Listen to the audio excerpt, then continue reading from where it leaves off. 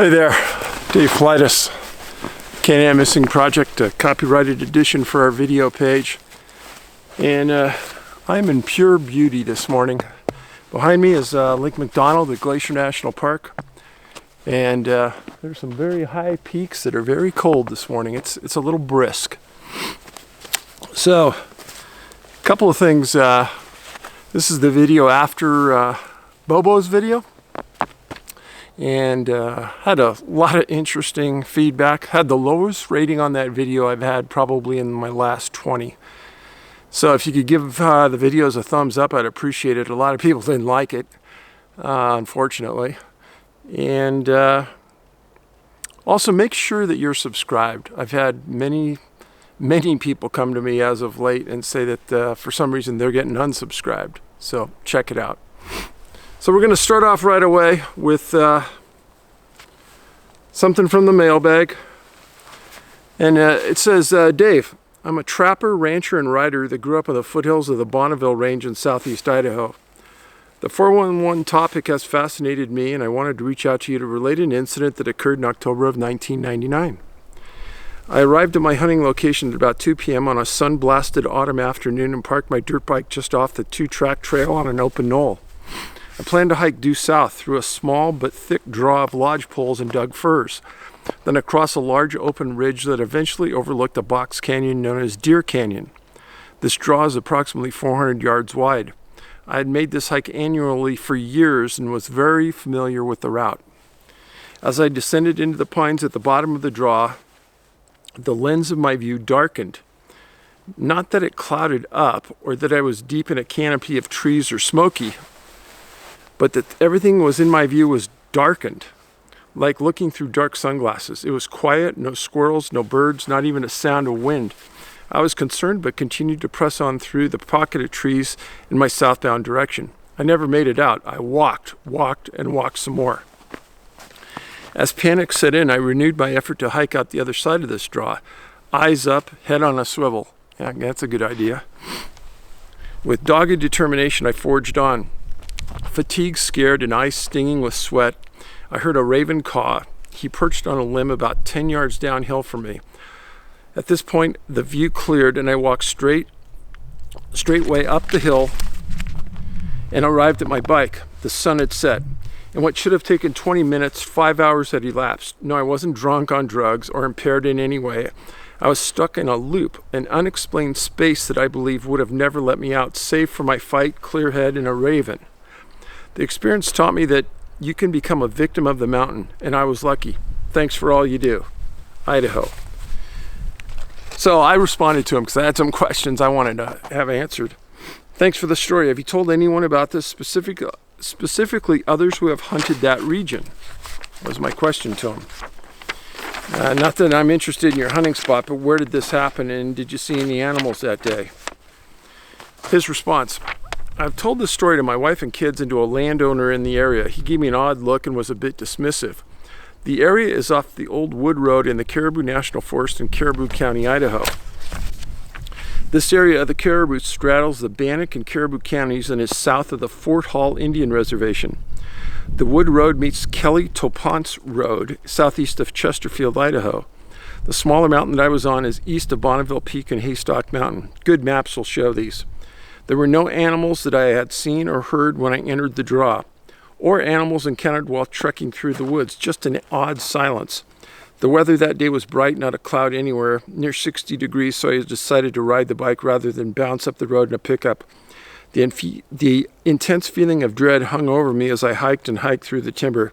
Though never saw or heard a sound was heard. Only my breath and adrenaline enhanced the heartbeat. So in all the stories I've ever heard, I've never heard this darkened perception. So to me, that was unusual. But thanks for the story. And I think it's always interesting to me that a lot of these stories happen right around Native American reservations. And I can't explain it, but it happens a lot. Okay, the next story. A quick note. In 2000, I cut hay on my field. The next afternoon, I went out to check it, and there was a yearly deer laying right on top of the windrow. It had been mutilated in the way I've read about. perfect cutting. Being a machinist, I know good cutting. Ears, eyes, genitals, and in the hole in the left rib cage perfectly round. Not a drop of blood of any kind or prints around, like it came out of the sky. It was beyond creepy. 2 years ago it happened again, but I found it on the other side of the creek, and it was only a few days old. Makes my blood run cold thinking about it and how this could happen. Take care and God bless. Well, I can't let that go without asking a question. So where did it happen, and did you take any photos? It happened in Faribault, Minnesota. Not of the first one. I didn't have a camera at that time. I did of the second one, but I don't know where I did with it. It was really decomposing. The first one I did call the sheriff because I needed to move it. I didn't want to get busted for having a dead deer. Anyway, he laughed, and it said it must be a satanic group. My neighbor, I'm out in a farm area, has an inverted star example of pentagram on one of his silos and lights it during the holidays. It was the first year of a fresh planted tree, and it was thick. Like I said, no tracks, vehicle or foot around it. My tracks were there until I bailed out 2 days later. So it sure doesn't seem like people did this unless they can hover. Just very strange. God bless. Thank you for that. Now, there's these stories about mutilated animals. They've interested me for a long time for many reasons. First of all, if you've heard of other things, I'm going to clarify it. These things have been around for decades and decades and decades. And there are some cases that go back to the early 1900s. And it's just not cows, horses. It's a variety of animals, including cats that have been found in cities mutilated like this. And it's easy to say, well, cats were mutilated by people and, they just dumped them there. But it does seem that it's happening in the same way, in the same manner. Several years ago, a friend of mine put me onto some cases involving mutilations. And he said, Dave, you ought to be looking at this. And I did look at it for quite a while. I don't think that it's one source doing it for a variety of reasons. I think there's multiple sources that are very, very highly technically advanced. I know witnesses have reported seeing saucers, bright lights over an area. Other people have reported seeing helicopters that make no sounds. Now, there are helicopters out there that don't make any sounds. They're part of the military, and many people don't know about that. But whatever it is, they aren't mutilating the animals on site because there is no blood. They take them away somewhere, and they put them back for a reason. And that reason is that they're sending a message. There's no doubt. Otherwise, they'd put them in the middle of a lake, or they'd put them in the middle of nowhere, wherever they could. And they don't do that. They put it right back so you can know it was done. That's bothersome. So, I'm going to talk to you about 3 cases today. 3 cases that involve 2 women and 1 man. And we're going to go by chronological order on these, and you're going to quickly see the associations between these. First case involves a lady named Letitia Faust. Letitia was a 50-year-old from Franklin County, Virginia. She lived in Patrick County, but this occurred in Franklin County. She was a pharmaceutical sales rep and a graduate of the University of North Carolina. She was really, really close with her mom. Very close. They lived together. She kind of took care of her. This occurred on December 9th, 2009. She called her mom and she said that she was going to go to Franklin County to a drugstore to get some stuff. She never came back that night. Her mom called the sheriff and they start searching. Now, they eventually find her car in a very remote part of the county. And in the car they find money, her purse, her credit cards, her keys, and the window on the driver's side was half down. Now you got to remember, this is December 9th, really cold outside. So, and just like 30 feet away from her car, they find one of the sandals she's wearing. And not too far from the car was a pond on this piece of property. Well, as they come in, freezing rain starts. It inhibits the search. They put some robotic cameras into the pond, thinking that for whatever reason she might have been in the pond. She wasn't. And they search for 10 days. They don't find anything except this sandal of hers. And the robotic camera went into that pond 3 different times. On March 21st, about 4 months after the search, there's conflicting stories about what happened, but search and rescue comes back again. One story is that canines found her body in a ravine 350 yards from where her car was parked. Another report came back that 2 searchers found her body in a ravine 350 yards away. So they send the coroner in. He brings the body. Now, hopefully you can see this. Now, this is Roanoke, Virginia. This is where a body's found, kind of off of Simpsons, on a very desolate road where there is not much going on. So, I don't have a good feeling about this. First of all, they didn't release tons of detail. But Letitia was German and happened very near water. Remember that. Canines couldn't find her. Remember that. And she's missing clothing or missing shoes. Important. And the coroner eventually couldn't determine the cause of death, which is consistent with a lot of these cases. Now, be a critical thinker. So this occurred at the highest point in this area of the county, at about 2,400 to 2,700 feet. I think that's important as well. My theory on this is that Letitia saw something in the air.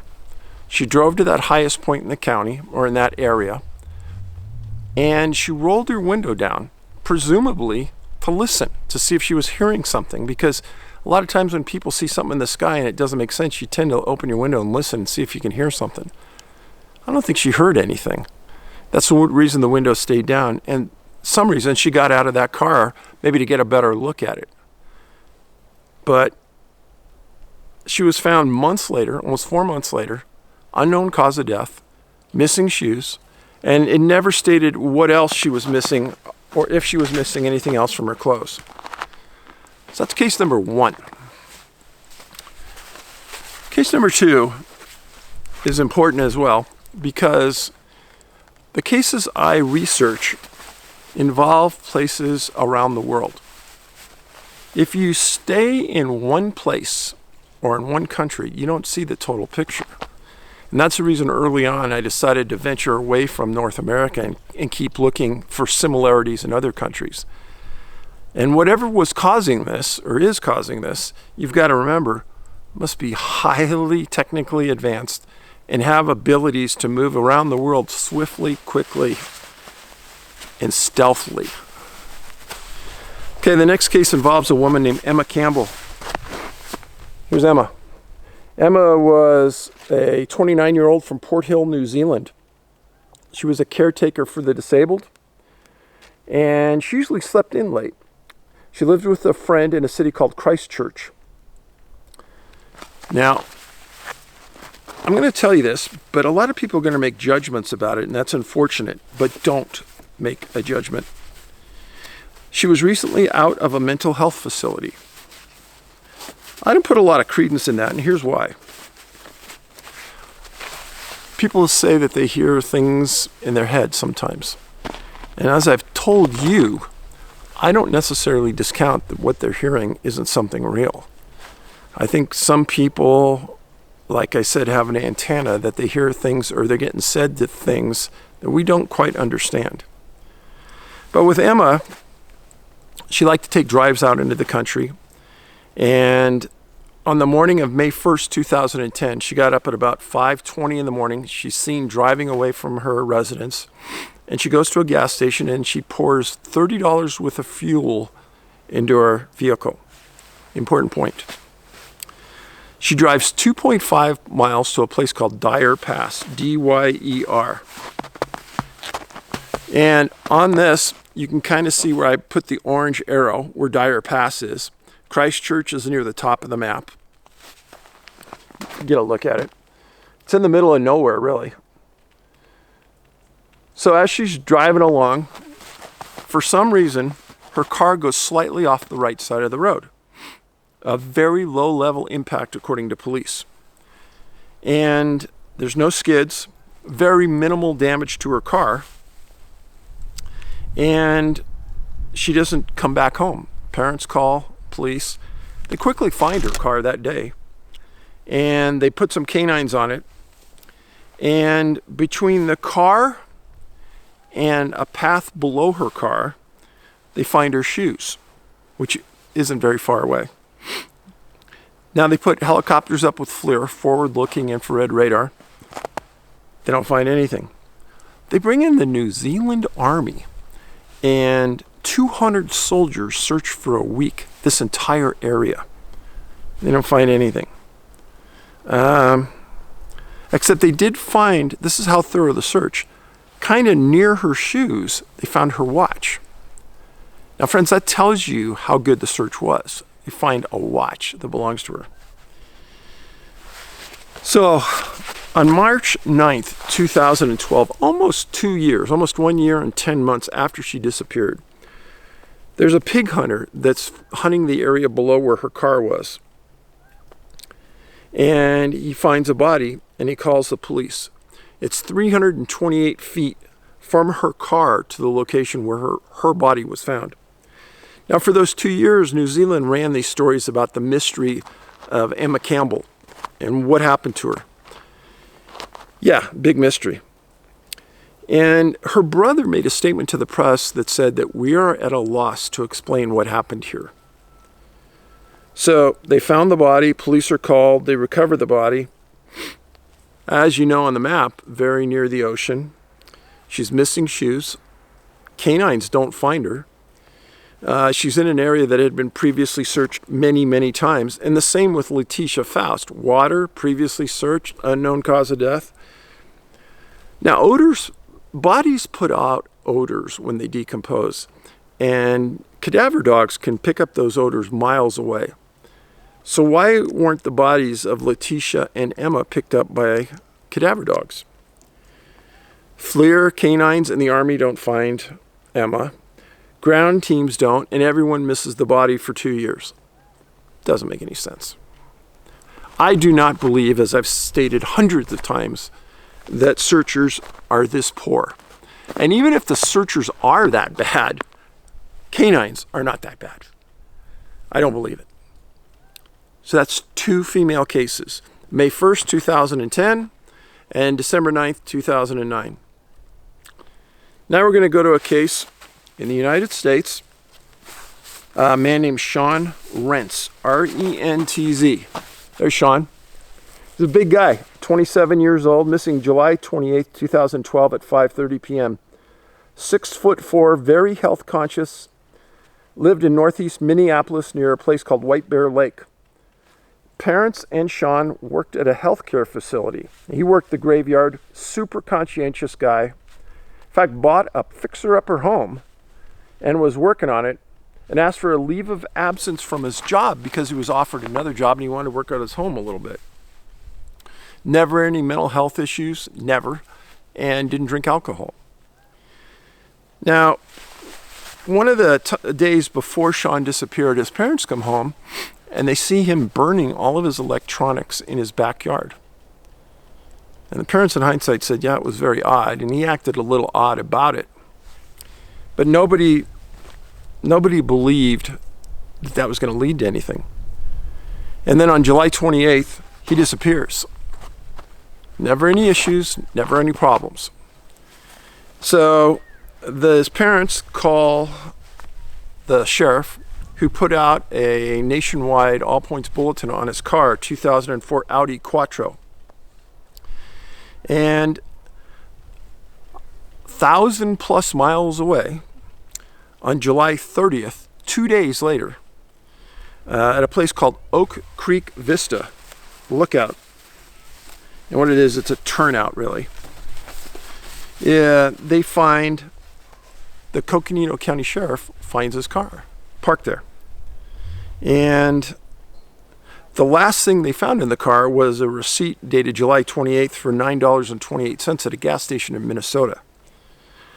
His last cell phone call came in at 7:59 a.m. on July 28th. Now, he didn't tell anybody he was leaving. He was born in Mesa, Arizona, which is unusual. coincidence. He had an uncle there, but the uncle was contacted and said Sean never contacted him.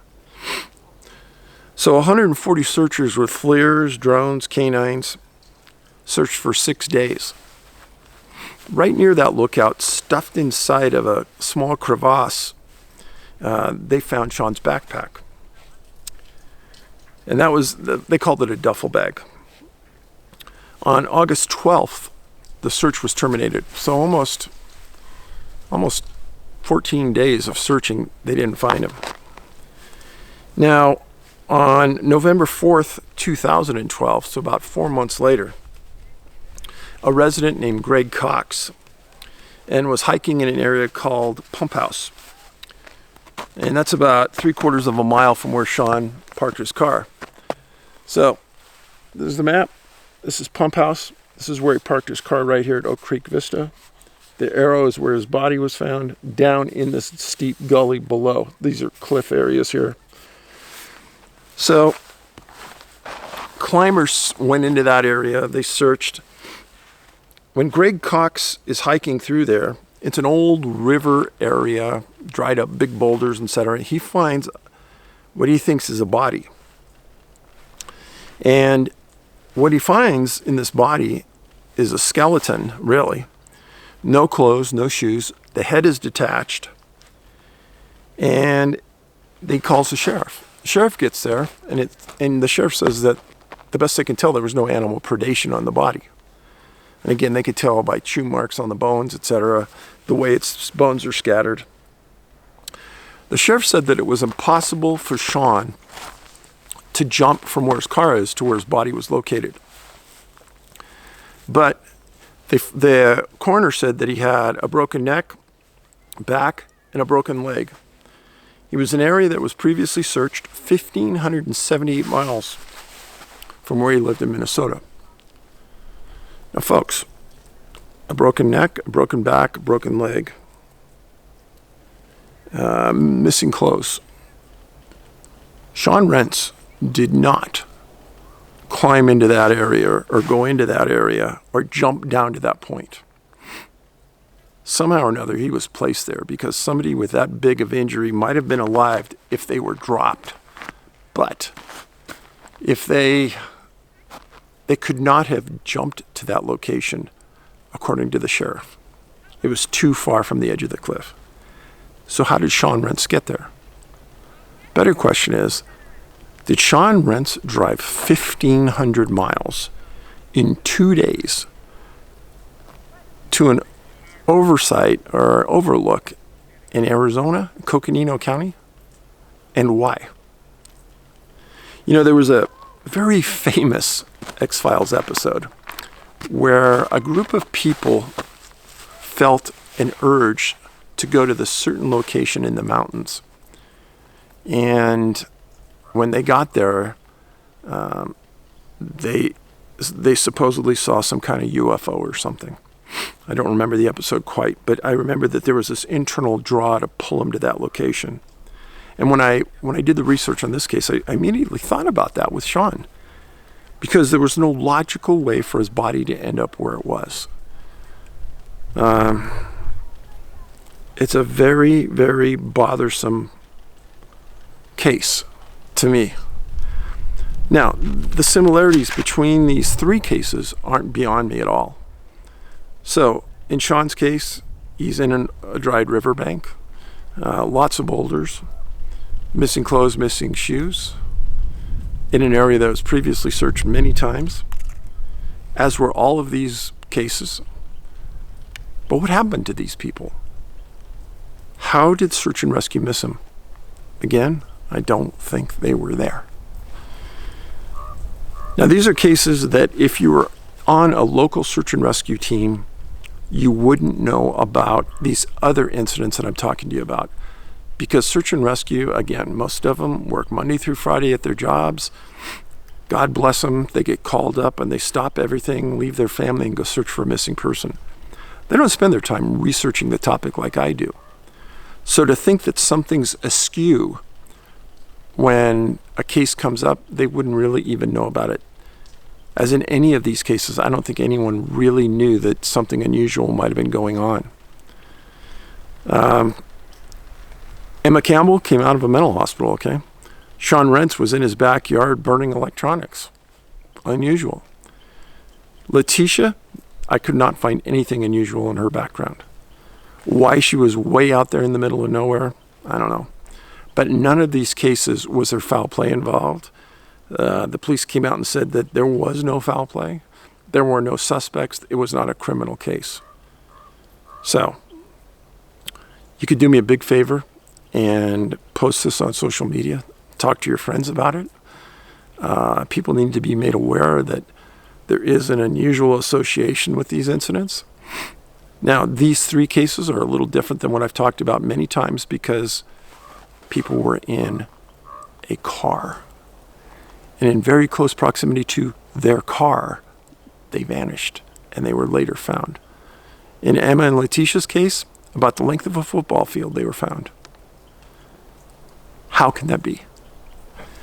Now, in Sean's case, he got into an area that doesn't make any sense at all. Again, about 3/4 of a mile from his car, couldn't have jumped. Anyhow, and also Sean had a girlfriend, and they had a great relationship with his parents.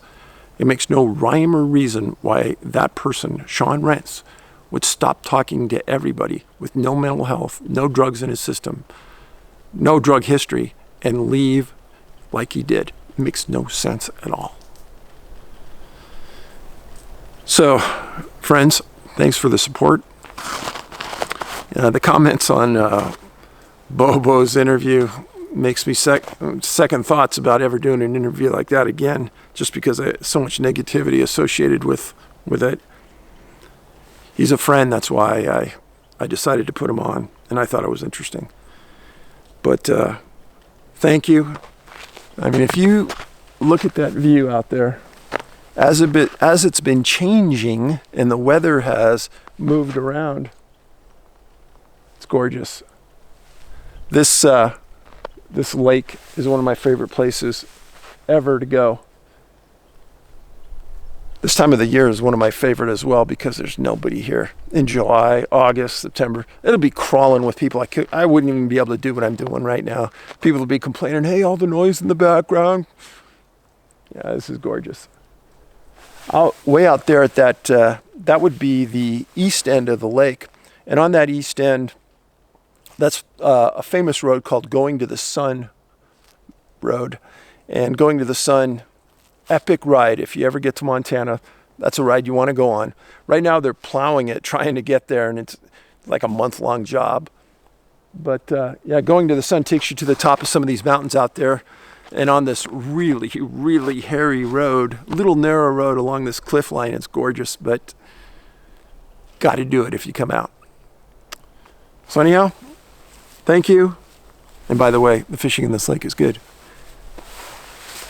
Stay in touch, and movies are still available. Missing 411 The Hunted, Missing 411 still available on YouTube Movies for free. Go tell your friends, go watch it.